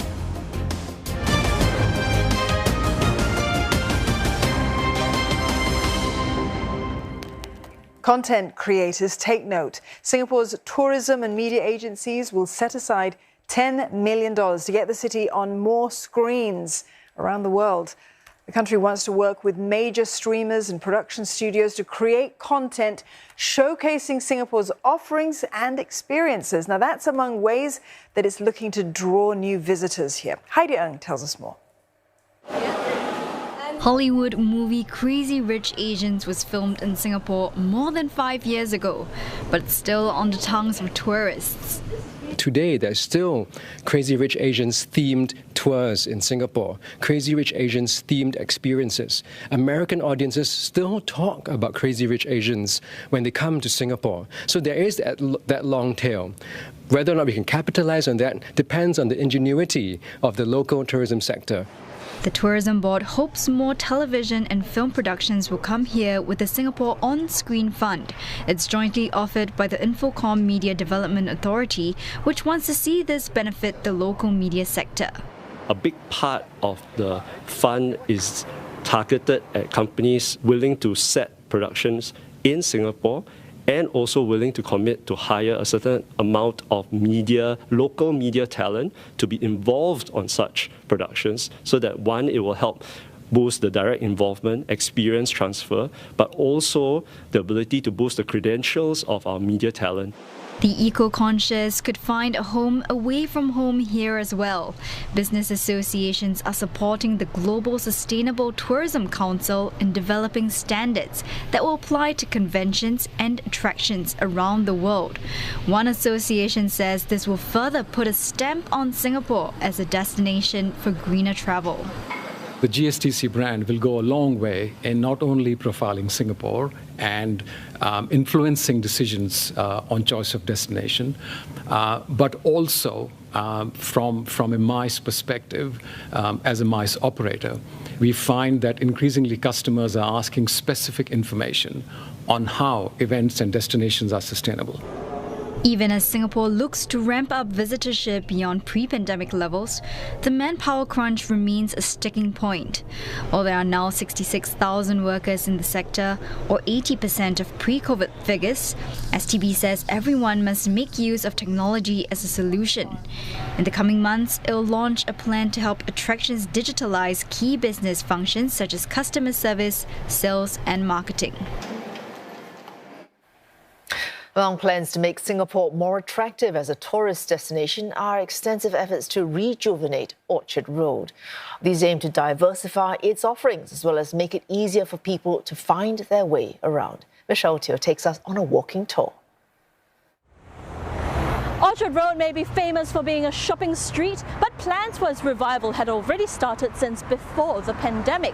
For now, the newest proposals aim to bring more people to come here. For instance, by having more green spaces to bring the orchard back into Orchard Road. The street's business association is taking this one step further by looking at how it can position Orchard Road as a precinct for sustainable lifestyle offerings. Another example, these row of heritage shop houses. They're currently home to many organizations that support social and environmental causes. And to prepare for more of such activities to be hosted here, these shop houses will be integrated into one large continuous space.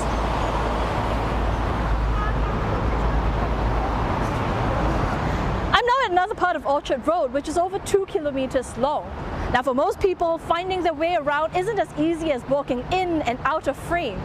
In fact, the easiest and sometimes only way is through underground connections, not immediately obvious at a street level. It's why the Singapore Tourism Board is developing new ways to help tourists navigate the area better. One idea that's being explored is by having different zones and a different visual marker to identify each one. Another idea, creative street furniture, so that visitors can sit and enjoy the urban landscape.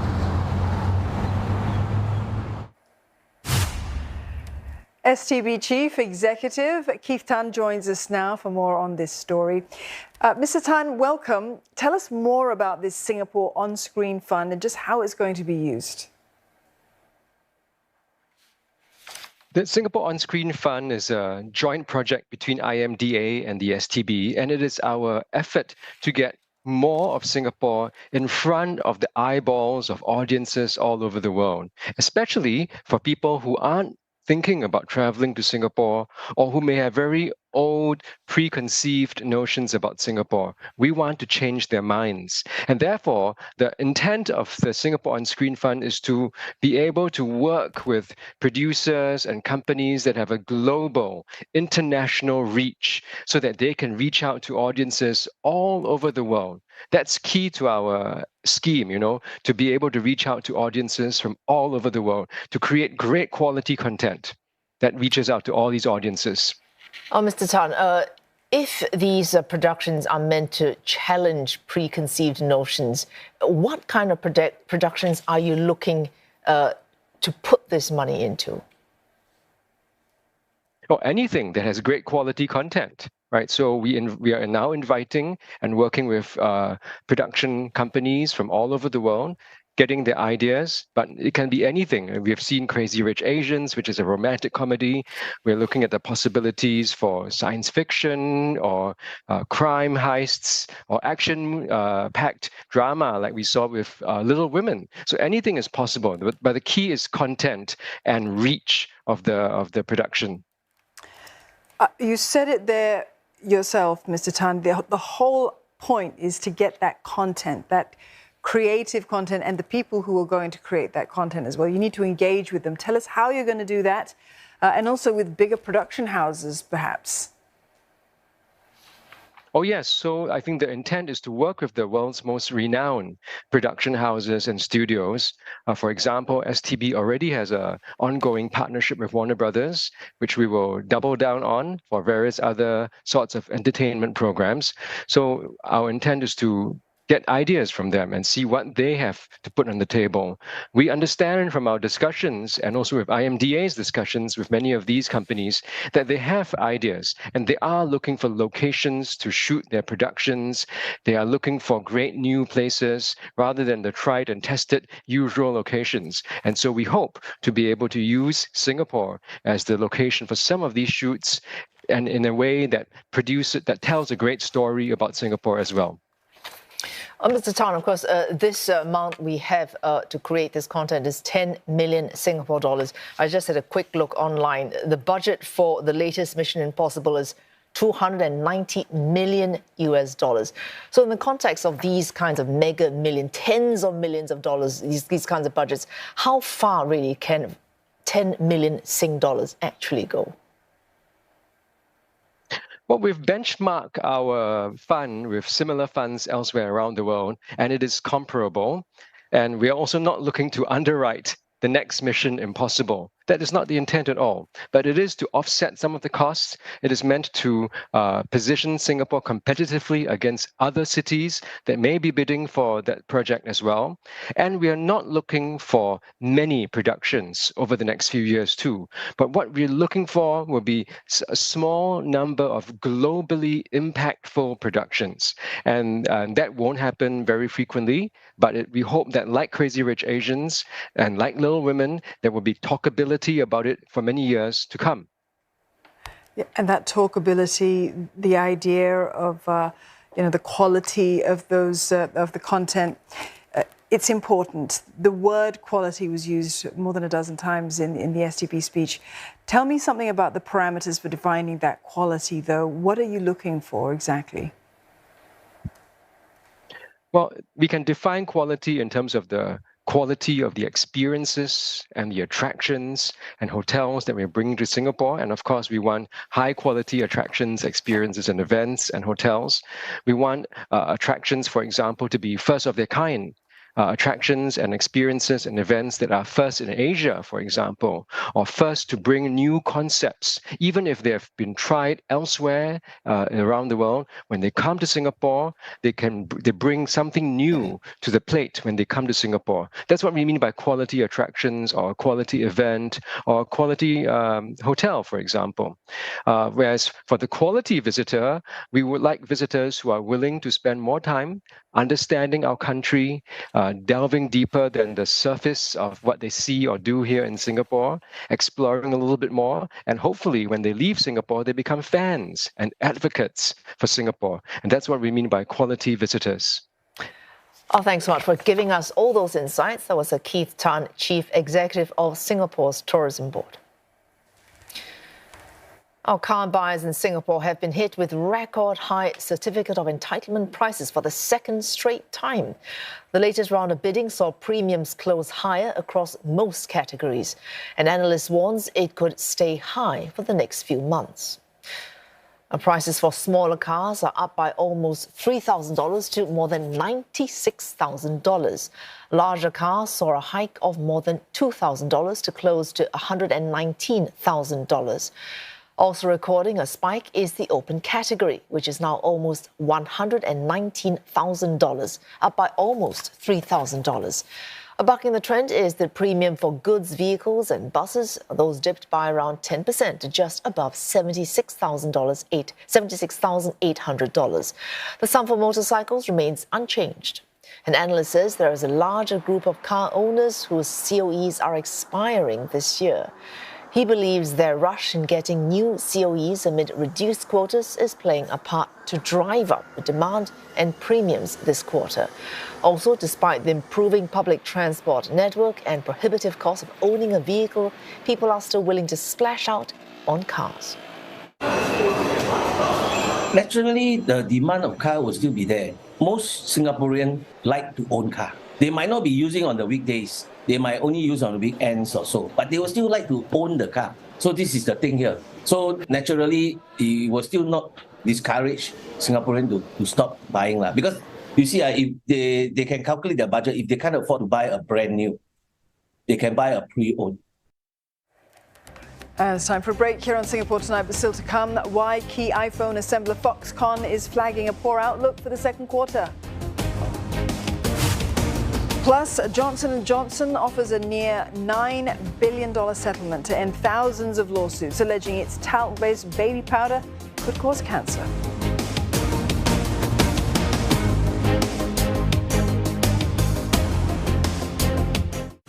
The U.S. military is expanding its presence in the Philippines. That's just part of our efforts to modernize our alliance.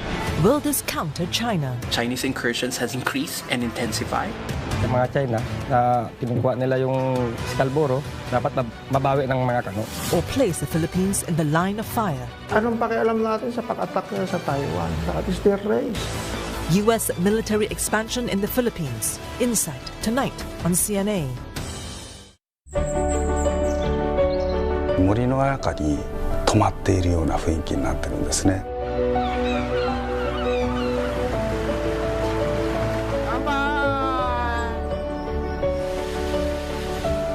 시간의 아름다움이랄까, 시간이 가지고 있는 깊이.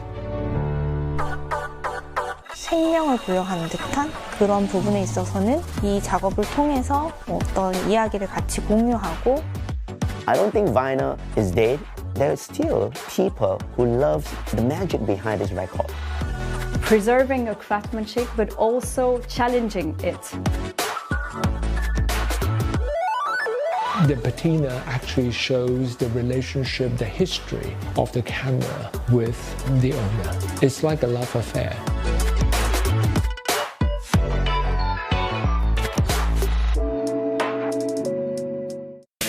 This April, stay on top of your game and live life with purpose.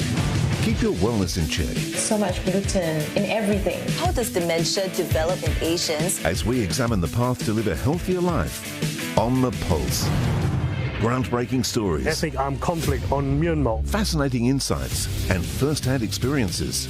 Get to know Asia from those who live and breathe the region. More peace and quiet at Chenjuro Lake. CNA correspondent. Ooh, wow.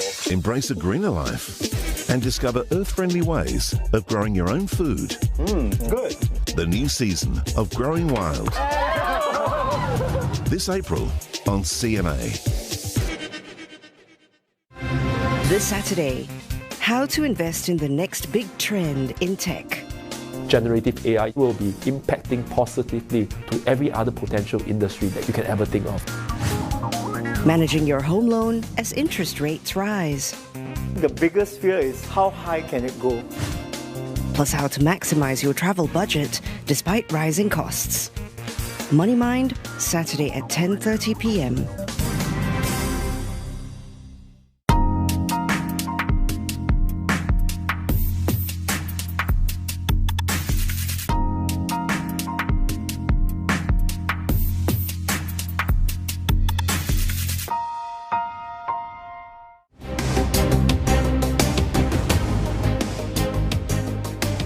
Welcome back to Singapore Tonight. It is time for your business news now, and China's crackdown on its $60 trillion financial sector is gathering pace. The former head of state-owned lending giant Everbright, Li Xiaopeng, is the latest high-profile banker to come under regulated scrutiny. Now, authorities are investigating him for what they call severe violations of the law. The move comes just days after regulators warned that they would deepen the crackdown on corruption in the financial industry. It follows the investigation of the former chairman of the Bank of China last week, and it also comes after the disappearance of Bao Fan, the billionaire chairman of investment bank China Renaissance. A clampdown on China's finance industry that started in late 2021 has recently deepened. Beijing's top corruption watchdog said just last week it will start a fresh round of checks at more than 30 state-owned companies, including the financial companies that had been previously targeted. Switzerland's financial regulator, FINMA, is calling for more powers following the collapse of Credit Suisse. It comes as UBS holds its annual general meeting in Basel after a cut-price takeover of its former Swiss rival. Ollie Barrett tells us more from London. FINMA's president, Marlene Amstad, has been talking to a press conference and saying that the regulator's instruments hit their limits, in her words, in extreme cases. And she says that that was seen in the case of Credit Suisse. She is, as a result, calling for powers to fine banks that break rules, as many other regulators have around the world. She's also calling for the requirement for secrecy around much of the regulator's probes into financial institutions to be changed. She says she wants FINMA's work to be much more visible to the Swiss public in future. FINMA has also released a tranche of documents around the deal that was done to see UBS take over Credit Suisse to avoid it completely going under. Now, on Tuesday, we saw Credit Suisse shareholders, many of them expressing anger at the bank's final AGM over its collapse and over the takeover at what was a cut price level compared to fairly recent market prices. Now it's UBS's turn to hold its AGM. Chairman Colm Kelleher calling Credit Suisse an icon of the Swiss economy. He said that it was a day we hoped it would not happen, talking about the takeover of Credit Suisse, but also described it as an historic day, a significant milestone, he says, for UBS, for Credit Suisse, for Switzerland, and he says for the global finance industry. He's describing it as a new beginning and says that there are huge opportunities ahead for the combined banks. Now, the outgoing CEO, Rolf Hamers, at his final UBS AGM in the role, did acknowledge to the audience in Basel that the acquisition will be what he calls a major challenge. In March, Swiss authorities announced that UBS would be buying Credit Suisse in that shotgun deal to try and avoid further contagion in the banking sector after the failure of Silicon Valley Bank in the United States. Ollie Barrett, CNA, London. South Korea is set to ease lending rules on foreign bank branches in the country. Its financial regulator announced the changes, which would free up more than $9 billion for lending. Now, the Financial Services Commission said that it would exempt smaller players from a requirement to keep the loan-to-deposit ratio at or below 100%. Foreign bank branches would also be able to classify short-term borrowings from their head offices as deposits. Now, the regulator says that the loosened rules, they will allow lenders to provide more fresh loans. It added that the changes are being made to reflect current economic conditions since the rules were first introduced in 2010. And they will apply to transactions in the local currency and would be implemented as early as necessary procedures are completed in the current quarter.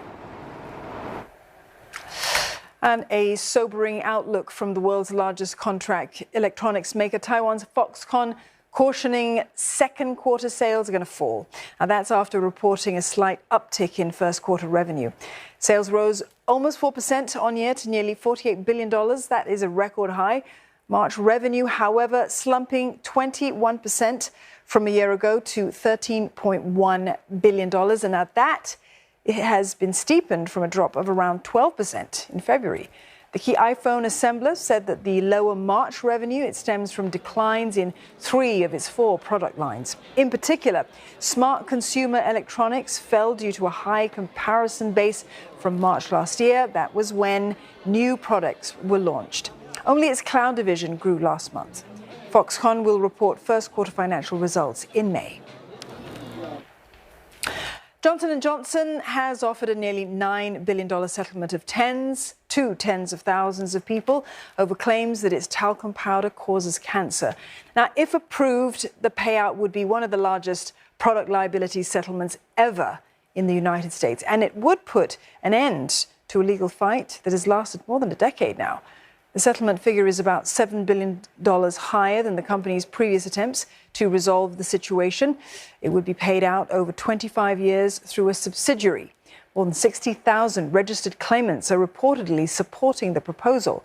Johnson & Johnson this year ended all international sales of its talc-based baby powder over cancer-causing claims. Now, that's nearly 3 years from its initial statement that it would stop such sales. Despite the settlement offer, it continues to deny any wrongdoing. A hawkish surprise from New Zealand's central bank, the RBNZ, raising interest rates for an 11th straight meeting. It's maintaining the pace of tightening as it reiterated that inflation is still too high and it is too persistent in the country. The rate hike comes even as the economy heads towards a recession. The bank raised its cash rate by 50 basis points to 5.25%. That's the highest that we've seen in more than 14 years now. Most economists had predicted a 25 basis point hike. The RBNZ is on its most aggressive policy tightening since late 2021 to keep a lid on those rising prices. But inflation, it still remains stubbornly high at 7.2%. The bank has said that it's determined to get that back to the 1 to 3% range. Cost pressures could increase further as oil prices surged in the wake of output cuts by OPEC+. New Zealand's economy has also slowed, with GDP contracting 0.6% in the final quarter of last year. The decision contrasts with that of neighbouring Australia, though, where the central bank paused interest rate hikes yesterday. Inflation in the Philippines and Thailand moderating further, supporting the case for central banks to consider perhaps a pause in their monetary tightening cycle as well. In the Philippines, its consumer price index easing for a second consecutive month to 7.6% in March. That is below a forecast of 8%, and this also marks the slowest pace of price increases in 6 months on lower food and transport costs. Thailand's headline inflation gauge rose less than forecast at 2.8% in March from a year earlier. Now, that is its slowest pace in 15 months, and also on the back of lower energy and food prices. That's for the first time Thailand's headline inflation returned to the central bank's target range of 1 to 3% in more than a year. Meantime, today's inflation data, that's going to offer some people respite in the Philippines. Southeast Asia's fourth largest economy has been grappling with intense inflationary pressures since June last year. Even though the headline inflation has eased, core inflation remains stubbornly high. Takings at the till have rebounded in February, with retail sales up 12.7% on year, reversing the dip seen in January. And this is thanks to a lower base in 2022, where several shops weren't open during the Chinese New Year public holidays, which fell in February at that time. Retail sales grew on year in most categories, with food and alcohol seeing the largest increase on the back of higher demand. Bucking the trend, however, were supermarkets and hypermarkets. They saw sales shrink. Still, one economist expects takings across all sectors to grow going forward, barring any major shocks to the domestic or global economy. Labour markets are still fairly tight, so that's helping to boost the wage growth, and I think going forward the retail sales growth will also be driven by price effects. So for example, because of the increased price over the past year, so that's also being supportive of some of the numbers due to the higher prices leading on to the overall growth. And still to come on Singapore tonight, China conducts military drills in the Taiwan Strait ahead of Taiwanese President Tsai Ing-wen's meeting with US House Speaker Kevin McCarthy. Plus, a defiant Donald Trump pleads not guilty to dozens of felony charges. He accuses Democrats of abusing the justice system.